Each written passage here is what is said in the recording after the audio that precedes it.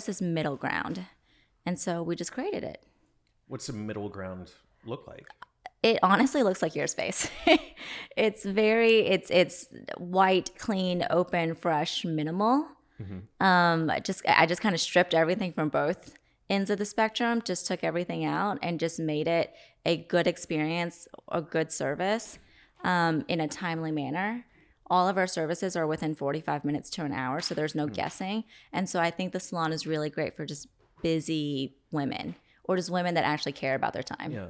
Somebody that wants an experience, but we got to move the show. Yeah. Like we got to go. We got stuff to do. Or like I know that I can take a lunch and I can go and I get my nails done and I know that I'll get out on time to get back to work. So how'd you decide like that was where to go and not go like super luxe? One, I was poor, so I couldn't go super luxe. I think you play within your budget too. So I bought a salon that just wasn't doing well out in Brandon Crossing. She was asking for a stupid amount of money and I offered her half of that. I was like, look, this is all I got. And she said, okay. She at first was like, well, how about more? And I was like, I'm telling you, I'm not even playing a game here. This is all I got. Yeah. And so she agreed. And then it was all on a shoestring budget. So that was really why in the first place. And we just did really well because we just really cared about the customer. Yeah. We just really cared about a person's time. You're a man, so you don't really know much, but a lot of women, they go and they get their nails done, and they're there for 2-3 hours. I'm just kidding. 2-3 hours. Like you can't plan around that. Yeah.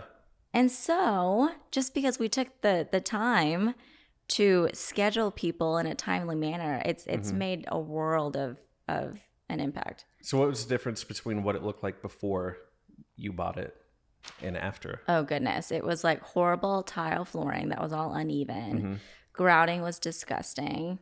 There were like weird Grecian I don't know. It was so heinous. The lighting was horrendous. The furniture was old and dirty. And the woman, poor thing, she had her 2 kids there too while she's working. So they're running around. And so like you're getting your pedicure and then some child just comes in and starts playing in your water. Doesn't really set you up for a good experience. No. Yeah. It's kind of wild how that can be a thing. But do you think it registered to her like this is maybe not the best? No, actually. Or do you think it's just like it's a family business, it's what we do? If you've ever been to Asia, just a lot of small businesses, a lot of family businesses are just ran that way and no one bats an eyelash about it. It's just what it is. And so when you come to the US as an immigrant and you don't immerse yourself enough in the culture, you don't really see how other businesses are being ran. So I think nowadays how there are more young children that are taking over their parents' businesses and they're just kind of changing it to kind of match more of what this generation is wanting and needing. And I feel like you're seeing that in many, many, many different industries. Yeah. Where else? Like you guys, I'm sure you see all these dumpling companies and these Szechuan sauces, the chili crisp sauces. A lot of those were just like local businesses, and then their children took over, and now it's the branding, the marketing. Like our salon really blew up mainly because of social media marketing. We have yet to pay for a single ad. It is all via social media. Yeah, that's and wild. That is something that I feel like a lot of older businesses, they can't yet capitalize on. And is it social like your personal, or is it the actual business social that's pushing it? Is it both? I would say both. Okay. Yeah, I definitely use my personal platform to push the salon in the beginning, and now I feel like both salons have their own following. Yeah. And we utilize a lot of the local influence in Lexington too, which has been really amazing.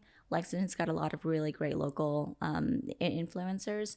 And so just kind of capitalizing on everything. Yeah. So how do you leverage an influencer effectively? Because I feel like a lot of people really want to do that, but they're not quite sure how to start that relationship, how to keep it going. From which platform? You mean like from an owner's?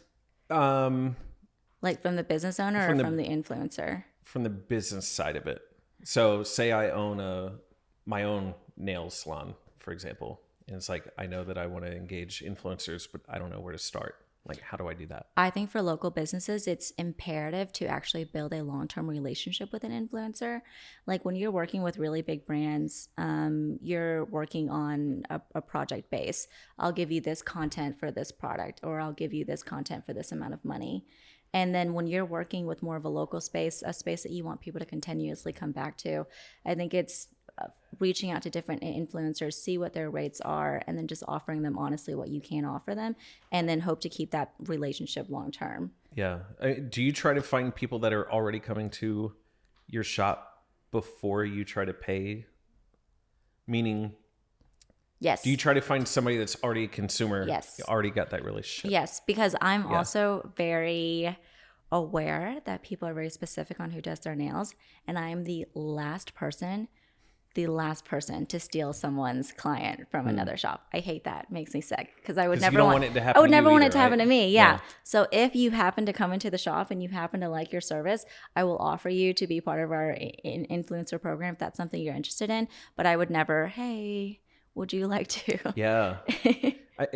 How would you even research that to know? What do you mean? Like, how would you know? I mean, besides maybe somebody posting like that they went to a different shop. I don't even think it's a matter of research. I think it's just a matter of does this person, is their brand going to heighten your brand?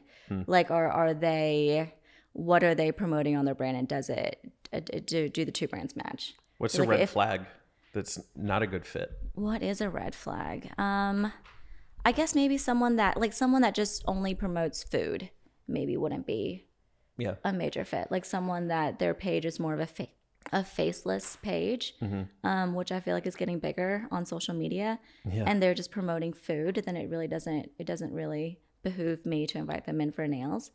So it's just something like that where their market is so niche that it doesn't really match up with mine. But like lifestyle, fashion, totally makes mom sense. Pages, like just anything like that, then that definitely is a lot easier. What do you think about that faceless trend that's going on right now? Oh, I'm actually so into it. Really? I think it's awesome. I think it's awesome because I think a lot of people fear on social media. The number one thing that I see, like I've worked in content creation, and I know I have a handful of friends that do too. People get so afraid to put themselves out there. Yeah. And so when your face is you're just completely detached from it and it's just a brand, I feel like people are able to create with so much less pressure. That, and it probably puts more emphasis on the value of what you're doing in the video. Because I feel like a lot of times maybe, and I'm kind of playing this out in real time, but I would think that maybe if your face is in there, part of the value is you and your 100%. Whatever personal brand you bring to that video. But if you eliminate that component, then it's really just about the action and the things that we see within the video. 100%. So it makes the value a lot more imperative and more focused. Yeah. Like how creative can you show content without adding your personality to it, really? I feel like it's bad at the same time. Sure. Or maybe there's maybe it's not even a bad actor kind of situation, but just there's another way to take advantage of a faceless thing where you can establish a channel. Because your face isn't in it, you don't have to actually be the one making that content. You just hire somebody else to do it. Correct, yeah. Which is how a lot of pages blow up. Yeah, and so now you're just making money on the back end of somebody else's effort making the content. They upload it. You pay a team to upload, write, put tags in there, like do the whole 9. And you didn't do anything. You're doing something else. And that's not necessarily a bad thing, but just... it becomes a real interesting kind of dynamic on social because then it's about money and not like I kind of disagree. Helping people. Okay. I kind of disagree because, let's stick with your term helping people, right? What if you are a faceless page and you are curating content from all over? You kind of are helping someone that is interested in just that content, Like, what's an example? Like, so I follow this page called Karen's Videos. And they're just these I can already imagine. Looney Tune women. And I would never go searching for that content, right? Like, what am I going to search? But do I love turning on my phone and just watching all these crazy people on social media? Yes. And there's so many pages like that. There's humor pages. There's fail pages. There's food pages. Yeah. Like, can you really like say something negative about a food page that's sharing recipes from all these different other creators? I understand as a creator, you would want the recognition. But at the end of the day, I feel like it's social media. So the more your content gets out, the more people see it. That's really the goal of it. And yes, it does get a little dicey when money gets involved, but I think it's kind of amazing. I think it's amazing that literally in your hand, someone can make a full-time 6-figure income. That's amazing. Yeah, it's pretty wild. Yeah. It's great. I mean, that's like the number one thing that little kids want to do is be a YouTuber. Yeah. A content creator. Yeah. Which is great, but maybe more conversation a little about different. What that looks like. Yeah. It's different. It's different. And it's going to be really interesting to see what that looks like in a couple of years. But I mean, I have so many friends that are full-time content creators. Yeah. So I'm curious, you don't have to name drop anybody in particular, but what are some of those stories about like how, because like if you're going to start and you want to go full time, for example, you got to turn your lights on and you got to eat food and pay for gas. So you have to actually fund yourself, whether that's through having a job or if that's having a significant other that's maybe footing that bill or something like that. Like, what are some of those stories that you know from people like that actually went full time? Did they have jobs before and they were just kind of dabbling in content and then grew it over time? There's definitely a mix of all of those, actually, and like everything that you said. So I have a friend who is up in Canada, and her husband does very well. So she wasn't working, got bored, and is now a content creator, makes great money. I have another friend who was working just at a gym and then started fitness creation, just started like doing a lot of fitness content. So they're working, they're doing their job, the gym's paying them, financing their life. While they're on the job, they're making content or maybe staying late after work or something. I mean, I think it's like, I think it was just part of her lifestyle. She worked out anyway, so let's just go ahead and record it. Okay. Let's record a couple workouts, and then she blew up in that arena, and then has her and her audience have grown into a completely different arena. So on anything that you could think of, but what's different from that as opposed to anyone else starting a self-employed business? You know, like you. Like aside from content creation, social media, let's say you want to become a really big podcaster and that's your goal. You want to be #1 podcaster. You would do the same thing. You would either have another job or you would live off of your partner. I think that if people just look at it as, instead of just that title of content creator, influencer, it's just you're a small business owner. You're a self-employed business owner. That's exactly what you are. Yeah. You at the end of the year still have to pay taxes on everything you make. And you at the end of the year still have to find deductions and all that stuff. You know, it's just as a business as like anything else, in my opinion. We do like to separate it. Like it, and put it on a pedestal like it's something else. Yeah, 100%. Or it's either, I personally think a lot of people look at it negatively, but then I'm like, that's in any industry, right? Like anyone could look at any business and think something negative about it. But I think after a while, influencers got a really negative rep. Why do you think that is? Do you agree? That it should, like, that it is negative? Do you agree that... there's plenty... I agree that there is that perception out there that it's negative. Right, for sure. Right, yeah. Yeah. I'd love to actually know your thoughts. Okay. Like, why do you think influencers have had a bad rep over the years?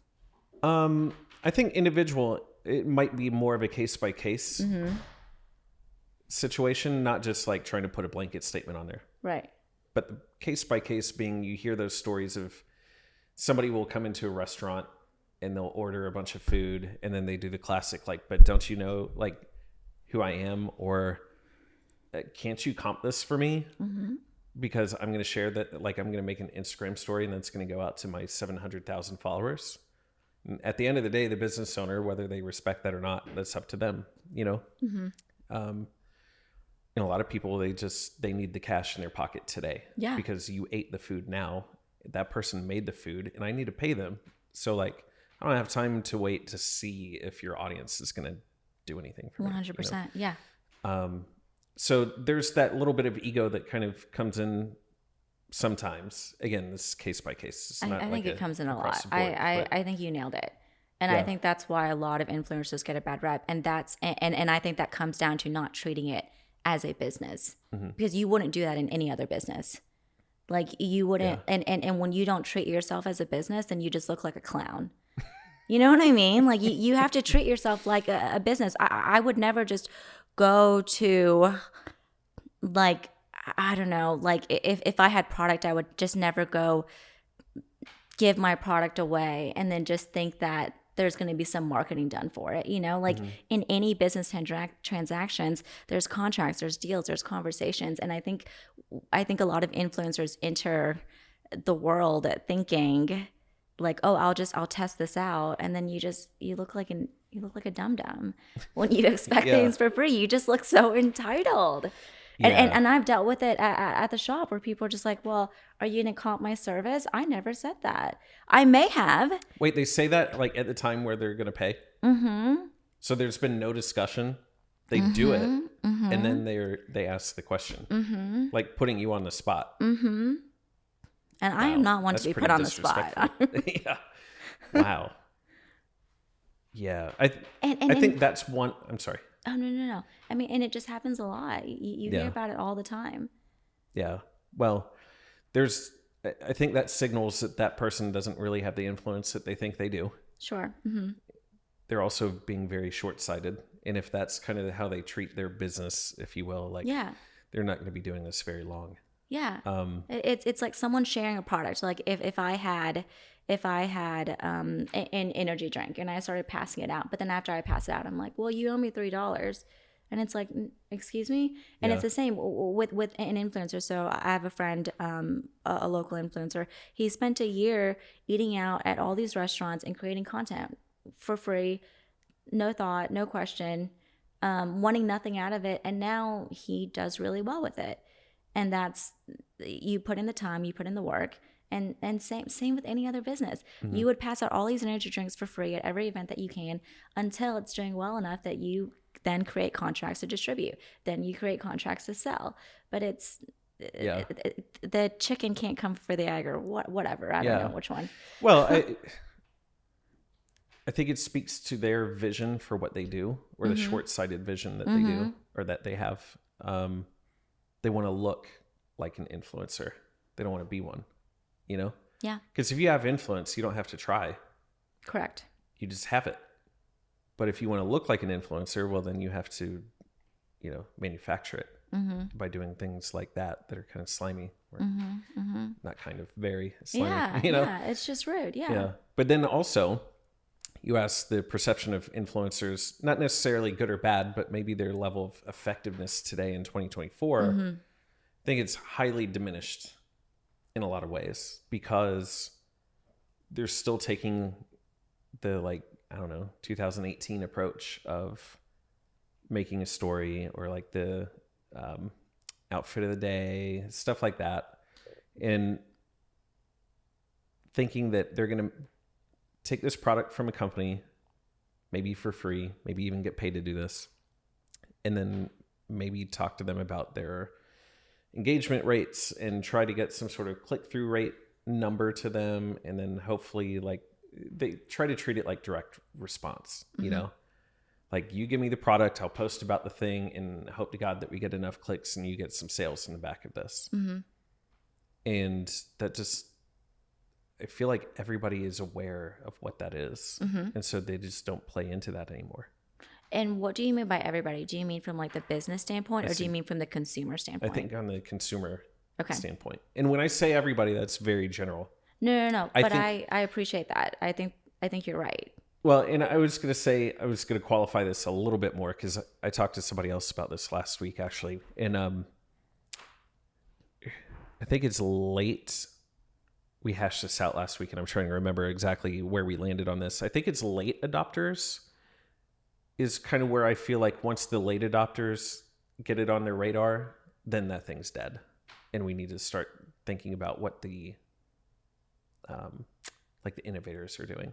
You know, there's like 5 audiences. I can't remember what they are, but it's like innovators, like the people that don't want to be told about anything. They want to be the ones that go and find the new trend. Then you have the early adopters, late adopters, whatever the next one is, and then the laggards that just like they're just around.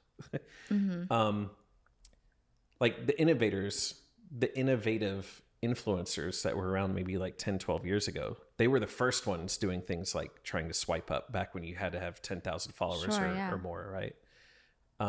They were the very first ones of executing that strategy.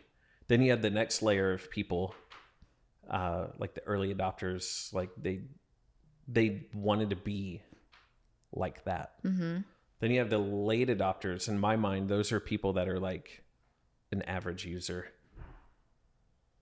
I'm trying to remember how we hashed this whole thing out. But yeah, anyway. The innovators, they don't want to get lumped in with everybody. That being the whole point. Those innovators are the trendsetters, the ones that are finding like the next way to do things, the next wave of whatever. Yeah. And I think that they're very much annoyed with the traditional influencers' behaviors and how you act. And because now they're out there looking for new ways to innovate and do, I think that to me is a cue that if you're an influencer out in the world and you're doing just swipe up stuff in exchange for product and saying like, give me a commission for every sale or whatever it is, that model to me is already dead because the innovators have already moved on. Does that kind of make sense? Yes. Okay. Yeah, no, it does make sense. I still think that there is a very large market because I think marketing has slightly moved away some from the major influencers and has really tapped into the micro influencer market. Can you define micro influencer? So I think what the internet defines micro as is like honestly like under 50,000 or under 100,000.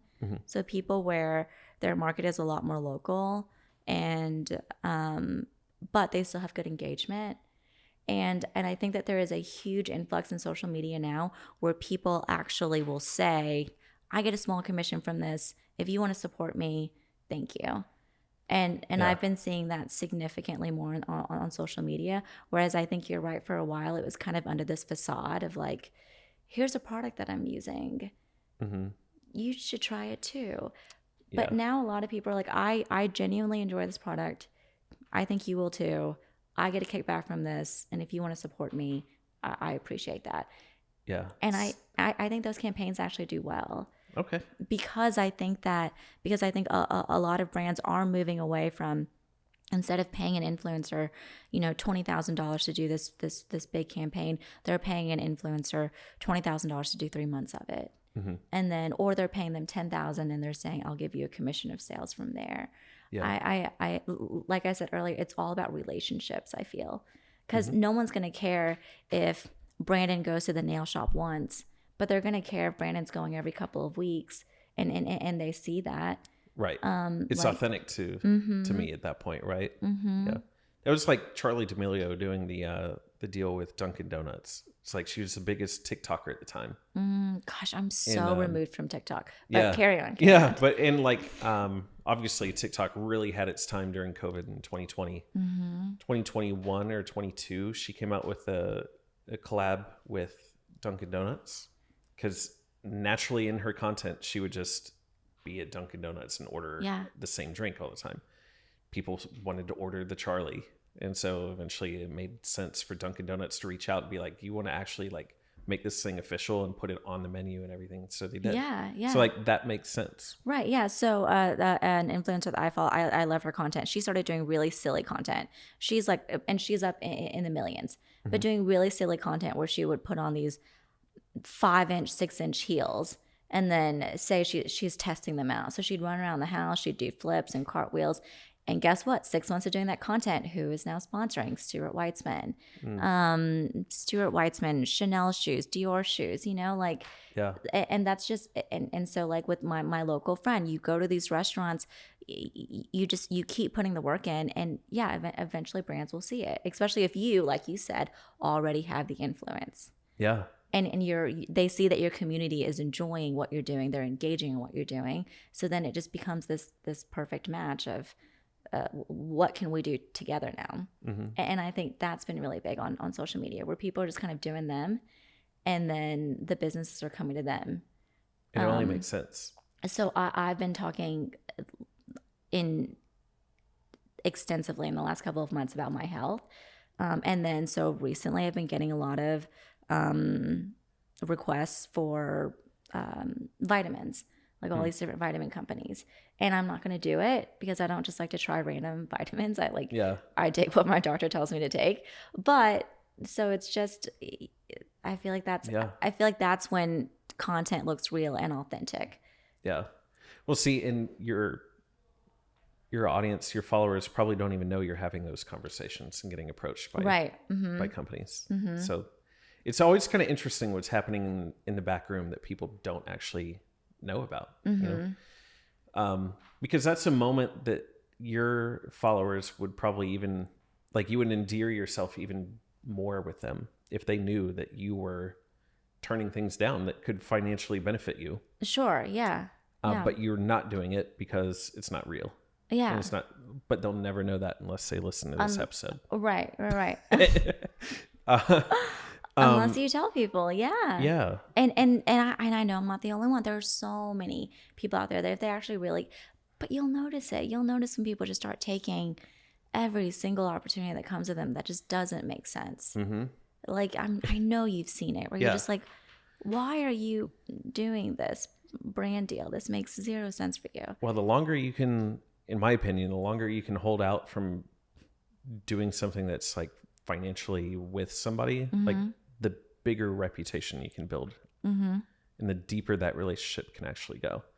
Because you're not trying to cash in immediately as soon as somebody comes to you and says, hey, do you want to do this vitamin thing? Right. You say no 1,000 times until you get so big that Pfizer is like, hey, you want to be a spokesperson on a national commercial? Right. Yeah. Pay you $100,000 to do it. And Yeah. Yeah. Yeah, exactly. Rather than the $20 that you're going to get from some vitamin you stick sale, to your brand. Yeah. You stick to your brand, and you stick to your audience. You genuinely care about the people who follow you. Yeah. Like, I think that's really important, because I think there are people that don't.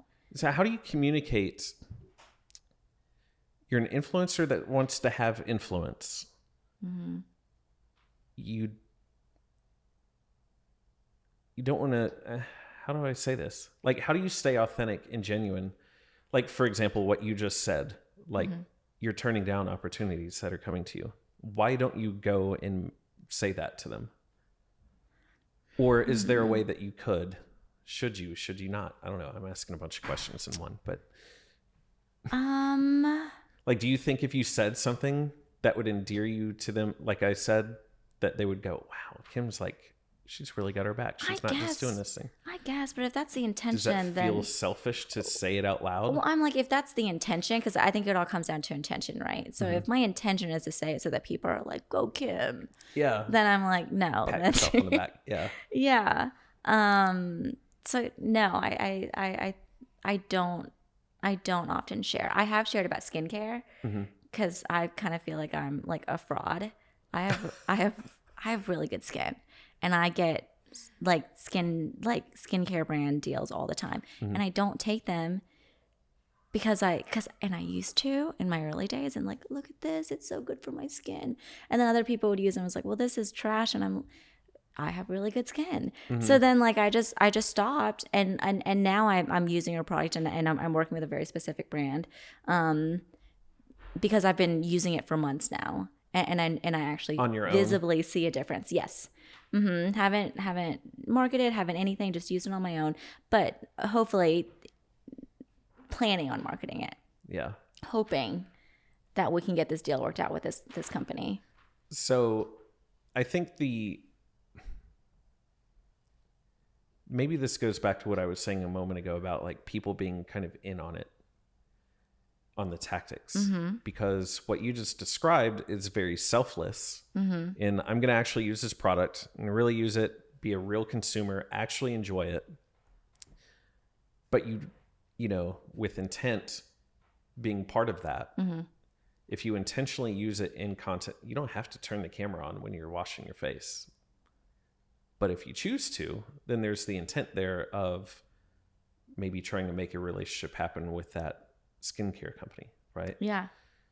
And if we do that enough, and enough people do that, where we start seeing product placement, what feels like a Coca-Cola on the table during a sitcom on CBS, we know what that is. If we get enough people that understand how that works and what you're trying to make happen because you show the skincare thing, now we're in on it, and it becomes less effective.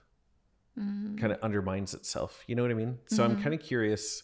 That's over time. You have to have enough people that kind of understand that, like, that's actually what Kim's doing here, and that's why I say there's like this weird thing of like the innovators that are like, no, I'm being selfless. I'm actually a consumer of this. I'm sharing it with you. If you decide to use it, cool. I'm not getting kickback. No relationship with this company. But over time, if you do that with intent, hopefully they're reaching out, right? Yeah.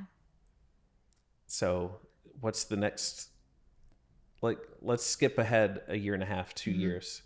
A lot of people are executing that kind of strategy of, I'm a consumer, I actually like the product, I'm posting about it, but actually with the intent of getting a relationship with the brand.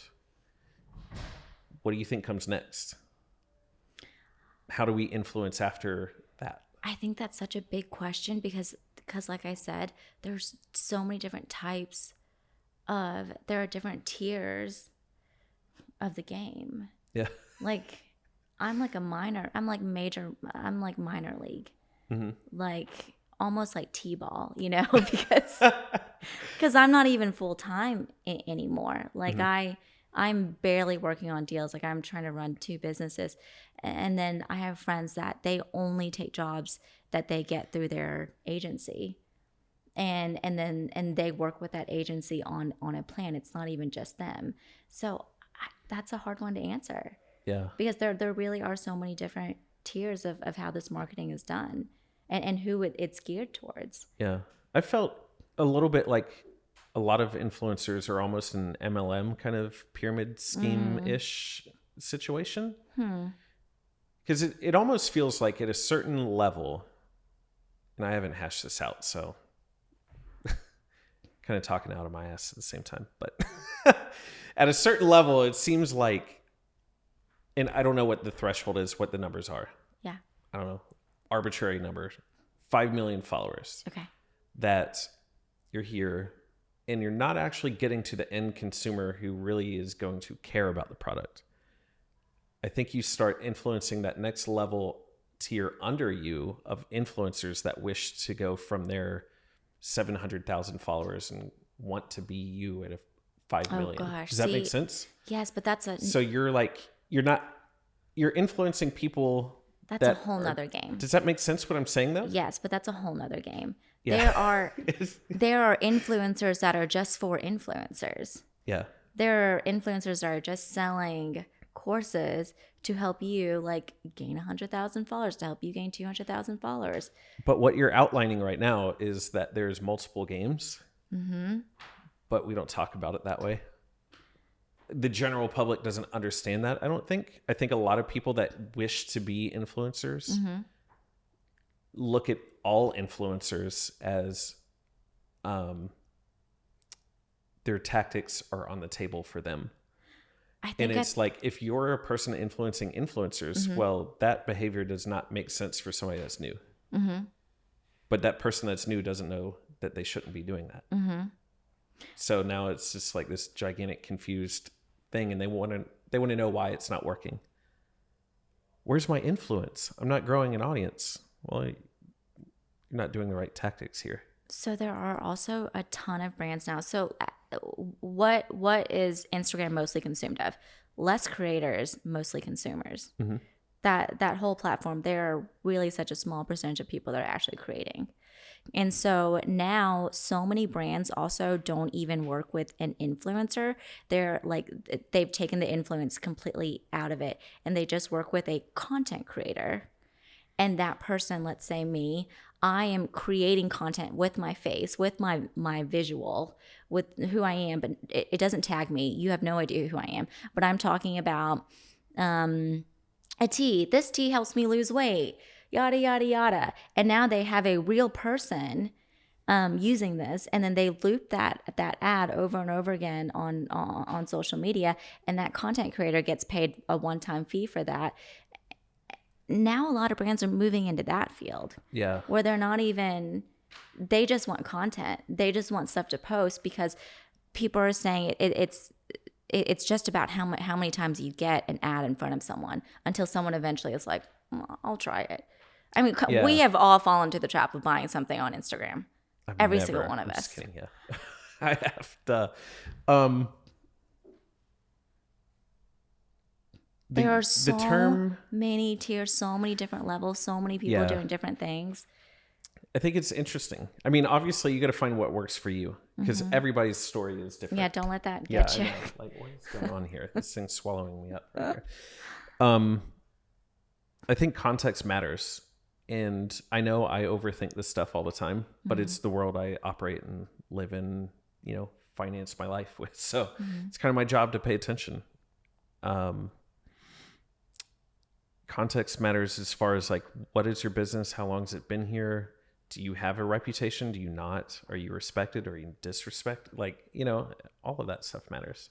So I think it's important to not, like, I feel like a lot of business owners go out and they search Instagram strategies, enter, and they see something and go, oh, I guess that's what I should be doing. And there's not much connection between, okay, but what is my business?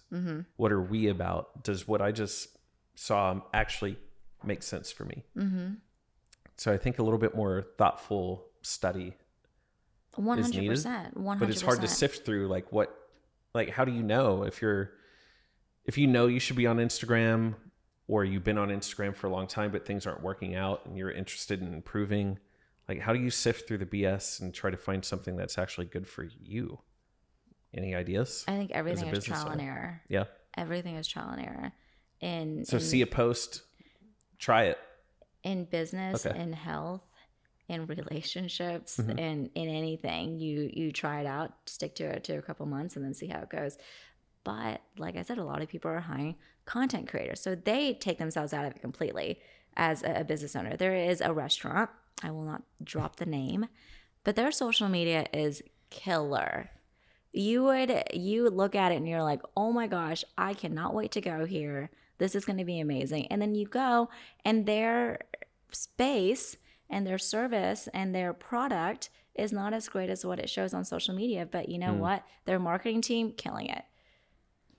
And so they're getting you in the door. The marketing team's not in control of the product, right? Yeah. So they're getting you in the door. I mean, it's just such a big game, Yeah.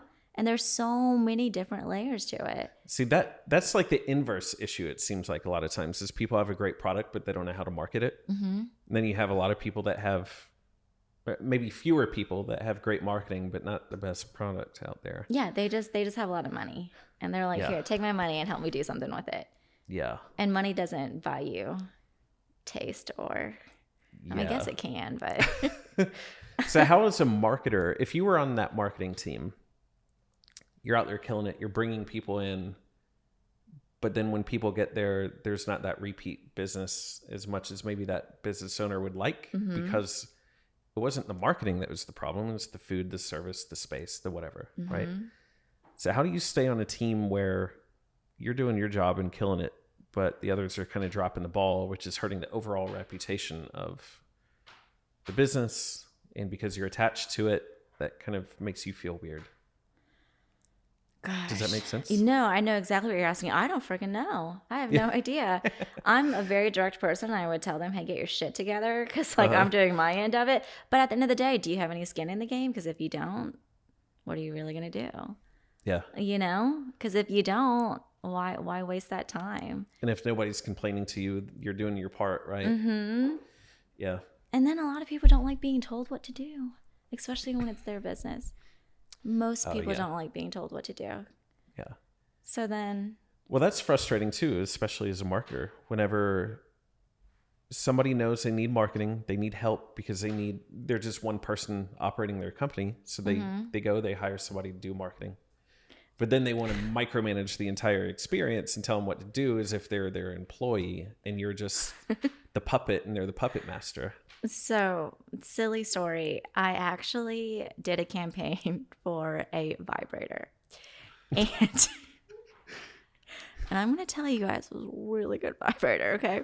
This episode just went very explicit. And I did this giveaway. And I'm like telling women, like, you guys gotta get this vibrator. And so all these people enter the giveaway and they're so excited. And then 3 months later, we have a winner, and 3 months later, there's 3 winners, and they're like, I still haven't gotten my stuff. And then people start writing me, hey, I actually ordered it because I didn't win, still haven't gotten my stuff. And it was just like email after email after email. So then I search it, and then I see that other influencers are having the same issue. And then, so then now I have to get on my platform and tell people, hey guys, I fucked up. Yeah. I worked with someone that I thought was respectable and now isn't.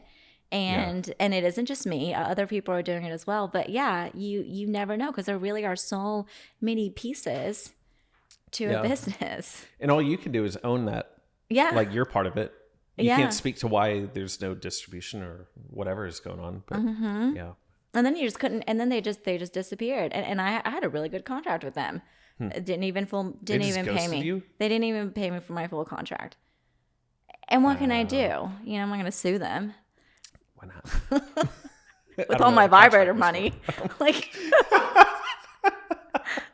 how did you buy this house, Kim? Well, let me tell you the story. Let me tell you. But yeah. And it was like, it was really shitty. So, wow. What's a red flag for you on the influencer side with a company that might approach you? Like, nah, I can't even start to entertain this. There have been a couple times where something is just too good to be true. And it's happened now with even our brand and location. We actually get so many emails about ads and promotions on there too, and they're just too good to be true. I mean, one time we had someone, hi, we'd like to promote your salon for a filming of a movie, and we're gonna pay your staff, yada yada yada, and it was ridiculous numbers. And I'm like, well, that's nice, but send me a contract. Well, we have to negotiate some numbers first. Okay, well, when you're done, you can send me a contract. And then it was, well, we need you to agree that your staff will do A, B, C, D. And I was like, well, you can put that in the contract. Like, I'm just a very big, numbers person. But even then, I had a contract with that company, and it didn't mean anything after they didn't show up. And yeah, but hopefully somebody has enough integrity to say, this is inked out. A contract is more just setting expectations, right? Sure. Like, you know what you're going to do. I know what I'm going to do. And then we hope to God that we both do it. I was mad. I got these women's hopes up. I was so mad. I was like, that is so unfair. How dare you? What happened? We found out it was this man, and he's had, I think, 3 different of these companies, because you have the money, you have the formula, and you just do it again and again and again. And you know what? There are so many influencers out there who are willing to take on a product for free, for an exchange, for a couple $100, and then you just... So this person created a product, a website that's built out enough, leverages an influencer or a handful or however many, promises you a few $100. You go out and advocate to all of your people because you have that trust in that system. You're moving a lot of product for them on the back of that. Yeah. And then they don't fulfill, and they just walk away with profits and ghost everybody. Yeah. And just the deeper we looked into him, cool. 3 different companies. Can't believe that. Crazy. That's wild. We got to wrap up in a second. Yeah. But I was going to ask, what kind of advice do you have for anybody in business in general? What's a major tenet that you live by? I mean, you've talked about intent being a big deal for you. Intent's a huge deal for me too. And I think that's why I overthink situations all the time, trying to really dive deep. What are we actually trying to make happen here? So intent's big for you. you have any advice as far as Joy. yeah, Find joy outside of your business. Find so much joy outside of your work. And how do you find joy outside of work? I love to travel. Okay. I go on a trip once a month. Yeah. I go on a trip once a month. I get away. I tell my staff, don't fucking bother me. I'm just kidding. I'm not that mean. But I You really, are direct. I care about me. And I know that if I'm not taking care of myself, I'm not taking care of anybody. That is the number one thing I would tell business owners. I hate seeing people that just drown themselves in their work. Because I'm like, your product, your work is not going to be what you want it to be if you're not taking care of yourself. My boyfriend laughs at me. He works really hard, but I'm at work. I'm like, I'm taking a smoothie break, everyone. Don't bother me. And he's like, okay. But like that, my smoothie time makes me so happy. Right? And I'm getting my Everybody's got their own protein in time. for the Yeah. day, and I'm getting a moment to myself. And then and at work, sometimes I'll leave and I'm like, I'm going on a 30-minute walk. I mean, like every business owner, take care of yourself mentally, physically. Take care of yourself. Yeah, it is easy to get swallowed up in the whole thing. Yeah. So, Whatever you love to do, make time to do it. Do you have kids? Mm-hmm. Yeah. So you're busy. You're busy running a business. Are you married? Yep. You're married. Yeah. So you're trying to have a relationship. You're trying to raise kids. You have to make time for yourself. I love to karaoke, guys. I take once a week. I take about an hour, and I will go hard in my living room with some karaoke. Okay, so not public karaoke. You're just chilling by yourself. I'll do that too. Sometimes I'll ask my dog to come out and watch me so that I'm not by myself. But That's hilarious. Well, I appreciate you coming on and sharing all the insight and stories. Thank you for having me. We should do it again sometime. I think that'd be really cool. Absolutely. All right, thanks.